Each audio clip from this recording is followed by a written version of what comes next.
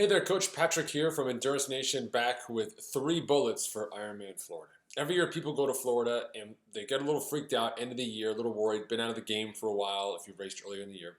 And so having 3 bullets for Ironman Florida is super helpful. Bullet number 1, the swim. Ocean swim, salt water, fantastic. You're going to love being in the water in your wetsuit, which is awesome. However, you have to go through waves to get there, so definitely recommended to get there early. Practice some swim entries, exits, get used to the waves. They almost always seem worse on race day than they do the rest of the week, but just get used to getting in the water. Get used to going under the waves, swimming out, keeping your goggles on, goggles under the cap, whatever you need to do. On race day, it's no different. Thankfully, you're going to send like 500 of your best friends out there first to kind of settle things down, but just be smart, be safe. Once you get beyond that break, very easy to swim. And those waves will actually help you on the return trip. Remember, super double top secret, there's usually a sandbar on the way back in, so don't try and run on the sandbar in your wetsuit. Totally bad idea. There you go. Okay, bullet number 2, the bike.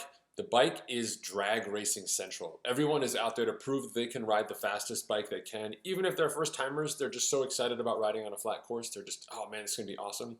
Don't be that person. 112 miles, whether it's uphill, downhill, or flat, is still hard. It's a long time to be on the bike. And even those people who go ripping by you, and that includes your 76-year-old grandmother, they will be hurting on the way back. And not only just on the way back on the bike, but that means they'll be hurting the entire run. You don't want to nuke your race by going crazy. So use that first hour, actually, I'd call it 34 miles on the bike. Settle in, get your heart rate down, start the nutrition. There's plenty of time to be fast over the remaining 80 plus miles of the bike. Be very smart, be very smooth. Don't fight the wind, just nice and easy. All we're looking for is a great steady bike because it's going to set you up for bullet number 3, which is the run.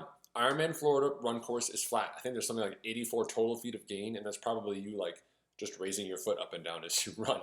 But what that means is it's really a hard run course. You're always running, same position, same stride length, striking the same part of your foot. It really starts to add up. It's kind of like a little sort of torture action. You know, you're kind of wishing there was a hill. You're looking forward to the speed bumps just to have a change in your gait.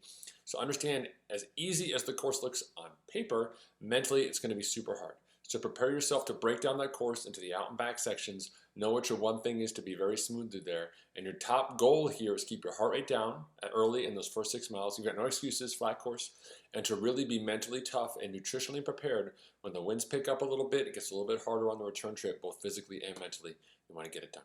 Thanks so much for tuning in. Coach Patrick here from Endurance Nation. To learn more about Ironman Florida and how we recommend you train for it, head over to endurancenation.us, where you can search our blog, our podcast, and video archives for lots of resources. Otherwise, you'll see the team at the race. Bye.